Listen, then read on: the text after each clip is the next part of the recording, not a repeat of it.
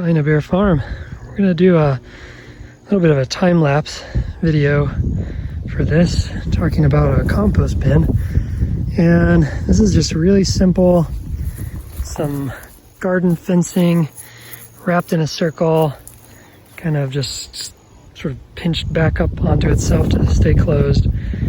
We filled it with layers of cut grass from our pasture and cow manure.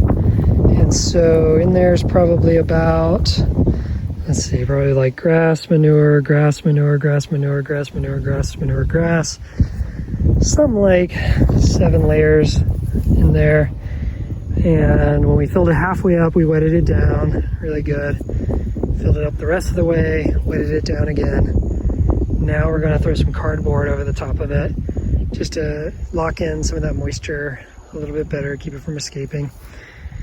And then we'll come back in a week and see how much it's broken down in a week. You can see it's maybe 6 inches from the very top. And after, we'll probably leave it here for 2 weeks, let it break down. And we'll do like a 1 week and a 2 week. And then we're going to open up the cage and flip the compost upside down to this empty spot next to it with the cage around that. And then we'll just let the process go again. And so yeah, we'll just see how fast it takes to break this down here on the Big Island and turn it into some useful compost. So we'll see you next week. Okay, we're back after 1 week. Looks like we've had a drop of maybe 6 inches to a foot, somewhere anywhere between there. It's not completely even. I'd say probably closer to a foot. And a lot of that, when you're originally building a compost pile, that's just the air settling out, all the spaces between everything as it really starts to get going. But I'm assuming with all that manure that we put in there and those layers that at this point it is cooking hot in the middle.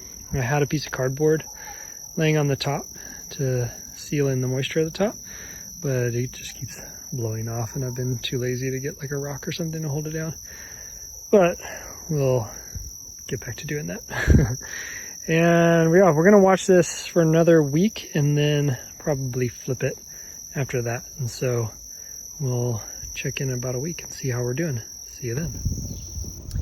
All right, so it's been about 2 weeks since we first built our pile. And as we showed in the 1 week update, it had dropped quite a bit. It's dropped a little bit more. I think we started at about there, if I'm not correct. If I am correct, I should say. And maybe dropped a foot and a half since we first started. And as I mentioned already, a lot of that is just probably air compacting down. But now we're gonna flip it, and so we'll kind of get a first look at how quickly things in there are breaking down. So to flip it, we've got our little just fence material. There's nothing holding this together except I just bent some of the wire around itself.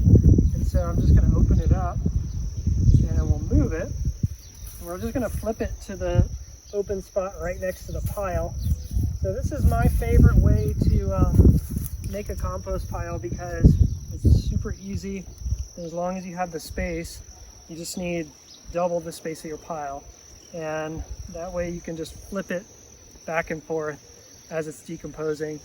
And that's one of the best, kind of easiest ways to make sure that it's getting all aerated and mixed up, that you're getting even moisture in there. And then hopefully you'll get some of the fastest possible breaking down of the material. And so in order to flip this, I'm just gonna peel back the fence, and it kind of just keeps its shape for the most part. It's okay if it starts to fall because we're gonna move the whole thing anyways. But what I wanna do is like kind of open this up to the direction of the pile. That way it'll make it really easy to flip. If you have a more kind of permanent compost bin, this can be even easier. And I'm also working around some of these plants that I have, but I just use a shovel for this. Not the best tool. Simple garden tine or the garden fork works pretty good, or an actual pitchfork is probably the best if you have one. But I don't do this that often, so I just use a shovel. I just use a universal tool, but it is not the best. It'll take you a little bit longer. All right, so we're gonna start by just grabbing some of the material on the top and moving it to the other side. You can kind of tell how dry this stuff is until we get a couple inches down. And then once we start hitting the layer of cow manure, definitely a lot more moisture locked in. And that's where I'll start using the shovel. Although it is broken down pretty nicely already. I don't mind using my hand so much, it just starts to get a little bit impractical. Yeah, all right, so before we start piling some of that, I'm just gonna wet down this layer a little bit. We don't have a hose going out here right now because we're just using irrigation.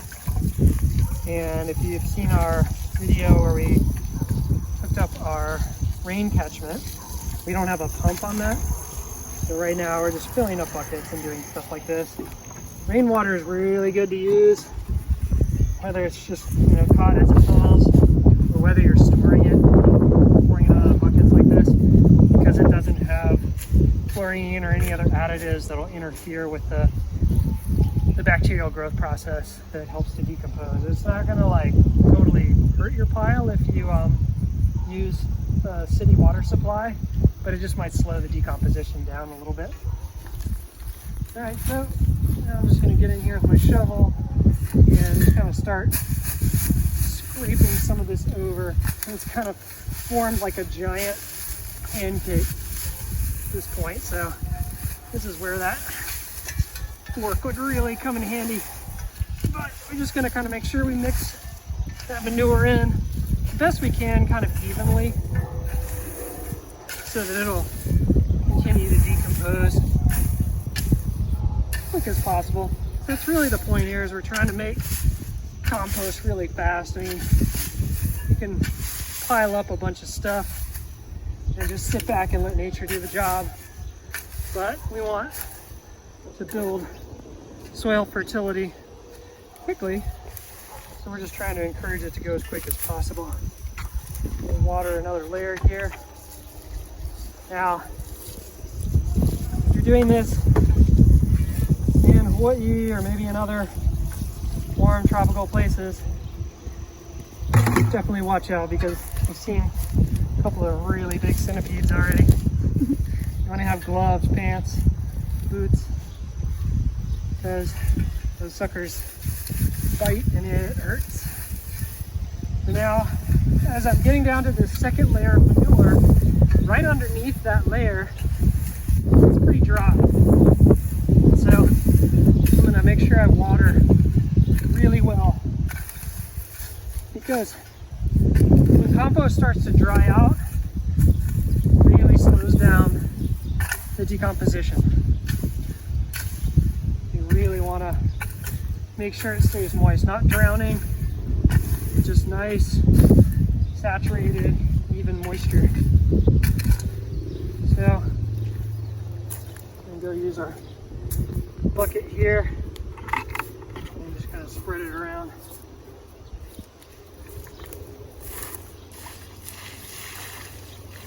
There's other things you could add that might speed things up even more, especially like diluted urine or just straight urine. I mean, it's going into the compost, so it's going to break down. You don't have to worry about burning any roots or anything, because you're not going to use this until it's nice and broken down. And if you just notice things are moving a little slow, you want to give it a little juice, just throw some urine in there. As we get down to this bottom layer, it's looking quite different from the top. Pieces of grass that were in there are smaller. See a lot more evidence of fungi. Break down some of that manure. Even the smell is different, which I know you can't tell, but take my word for it. So as this stuff gets cycled to the top, we are encouraging aeration, lots of oxygen getting pumped in, and that will not only speed things up but provide a higher quality of compost. You don't really want anaerobic. It's good for certain things, but you're making compost like this, manure and grass and stuff, you really want to get a lot of oxygen in there so that you can build a really nice high quality compost. Almost to the bottom here.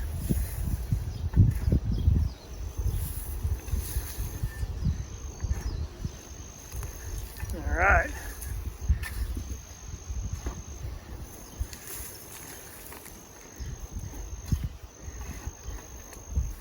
You can see kind of like height-wise, it's built back up taller than it was before. Got everything sort of nicely fluffed up again, and building it up to a nice height will cause it to compact again as it decomposes. Making a little bit of a space here so I can get the fence inside this little tomato, and then we'll see if we can just wrap this back around. Really having this fencing at this stage is not necessary. It's more of like something you want in the beginning to like form your pile. But I'm just gonna try to do it for one more stretch. The next time I flip this, I'll just get rid of this. But for now, just to like kind of help it keep a little bit of vertical shape while it's decomposing, I think that'll be beneficial. I'll just grab some of that stuff, let's slip through, put it up on the top.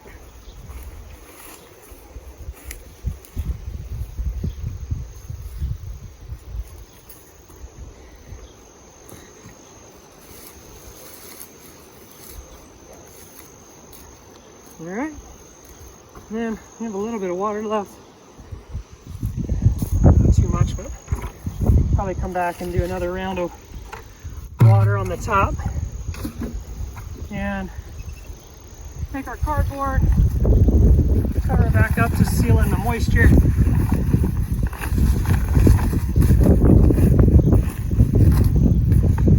And that's how we do it, flipping the pile. So by the looks of it, maybe 2 or 3 more flips, and over the course of about a month and a half, it'll be pretty broken down. It does have cow manure in it. The kind of standard aging on that, we usually say about 6 months, just to let it break down enough where it's not going to burn the roots of any of your plants. So we'll let this like fully decompose. But once you flip it a few times and you really charge it up with air and keep it moist and it starts to decompose, it's not really a hot pile anymore after that. It's just the slow finishing part of the compost in the end. So we won't really do much with it after that. Flip it a few times and then leave it. And a couple months later, so it's August right now, it's probably going to the ground in like October-ish. Start mixing it in, ready to plant. So that's our video on how we do our garden compost. Thanks for watching. Hope it was interesting. Thumbs up if you liked it. Post any questions or any comments, helpful suggestions, anything like that in the comments section. And keep an eye out. We'll be doing some other good updates on the garden and the food forest really soon. We'll see you back here.